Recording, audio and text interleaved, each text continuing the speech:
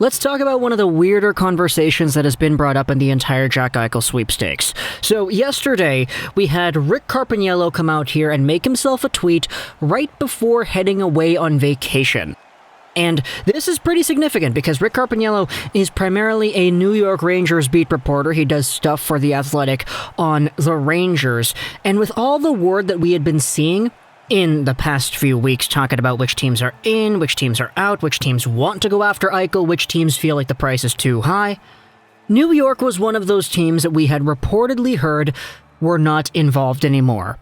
Mostly because even though they were one of the teams that was going out there and giving out one of the more diverse pitches, we had ourselves a conversation that said, okay, well, the Buffalo Sabres don't want to trade Jack Eichel, a franchise talent who is 24 years old, who's already a franchise talent, who wants this surgery and who doesn't want to be here, so his value is at an all-time low. They don't want to trade this guy to a division rival who is going to be seeing them, I don't know, maybe like 7, 8, 9 times in a year. Like, it's going to be a lot to see. If you're going to go out there, trade Jack Eichel to New York, you're going to play against this guy a lot, and you'd rather not want to do that.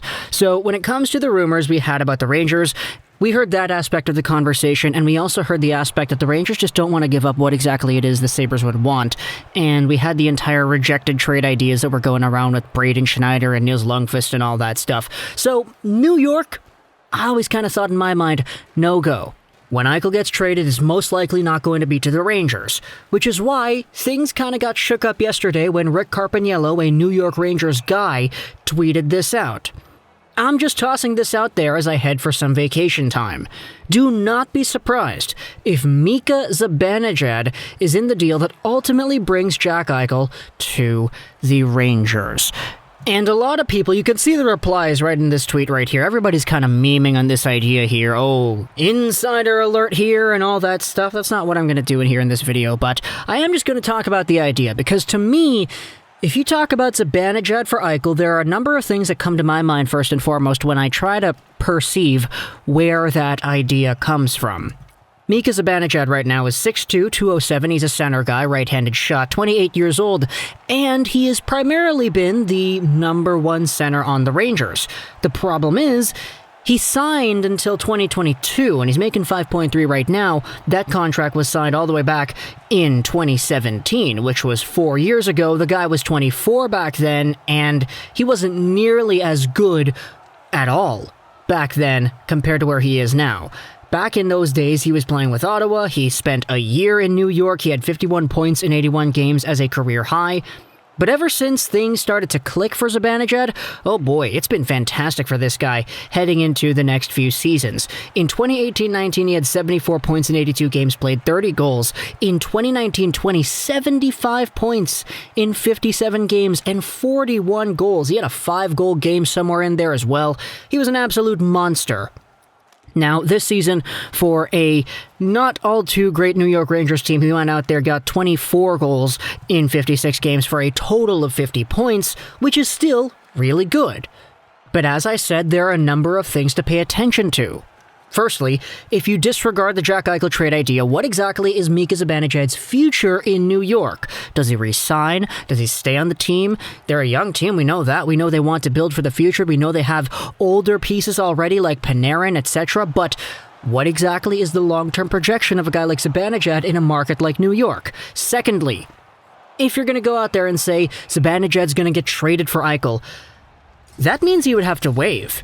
He has an NMC in his contract, and according to Cap Friendly here, it's a full no-move clause where he has control as to going wherever it is that he chooses.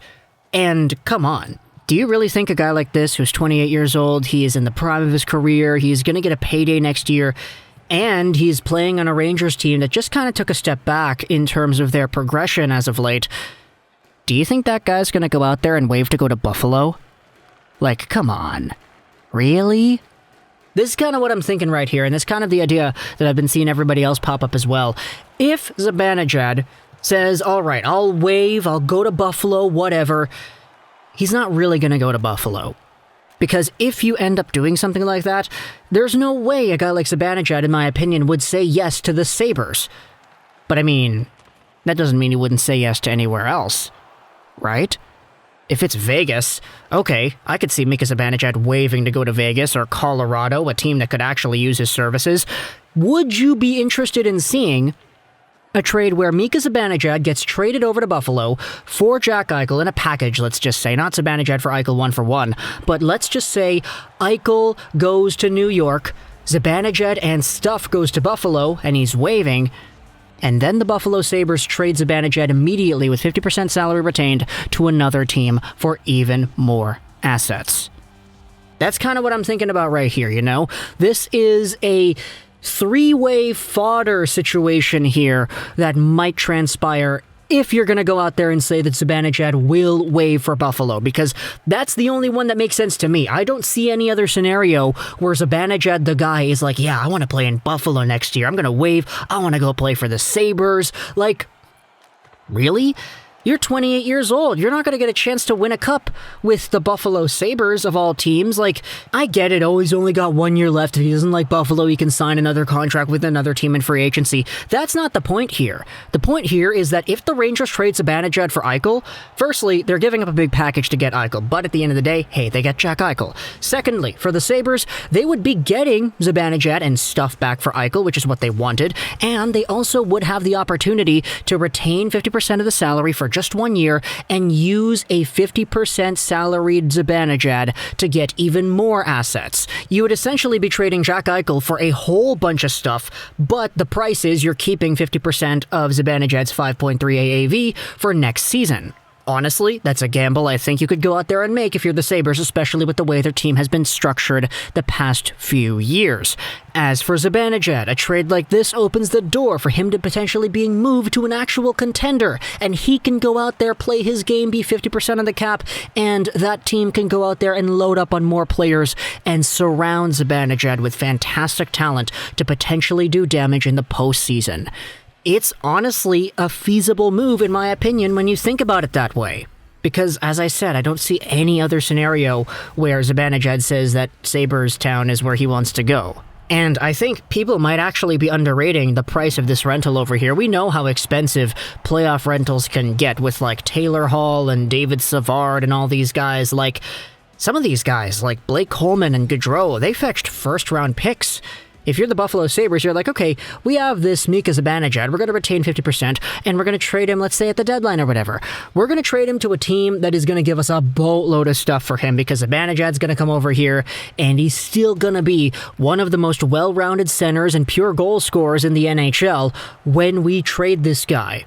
Sure, Taylor Hall, I know Taylor Hall kind of messed up the entire market and he didn't really get a good return, but Taylor Hall was playing in Buffalo, and it was overall a disaster season for him. But for ZIBANEJAD, there is an opportunity to say, all right, well, if he wants to go out there and facilitate a trade to Buffalo, he does have the right to say, all right, I'm only going to accept and waive if you trade me elsewhere to an actual contender, because I would imagine that's possible, right?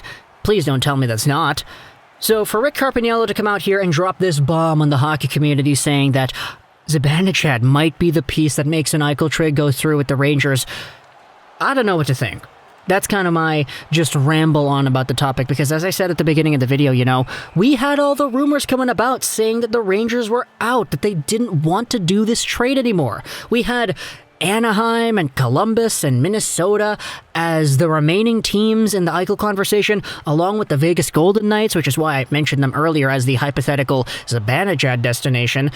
And another thing that I just thought of right here when I mentioned that sentence before, if Vegas really wants to go out there and get themselves a number one center, if they pay for a Jack Eichel, that's a lot. We know it's going to be a lot. We know the Sabres have been jacking that price up to the moon. But if they're paying instead for a 50% salary retained MIKA ZIBANEJAD, the price for that is going to be a lot lower than it would be for a pure Jack Eichel by himself. So maybe there's an intrinsic value in a team like a Vegas going out there and saying, all right, if you guys are going to get a trade with the Rangers, please, can we get ZIBANEJAD? Like, we can go out there and pay for ZIBANEJAD. We're not going to pay our Peyton Krebs first-round pick, top 6 forward, top 4 D-men price for Eichel. But hey, if it's a first and a really good prospect for ZIBANEJAD, we're going to do that.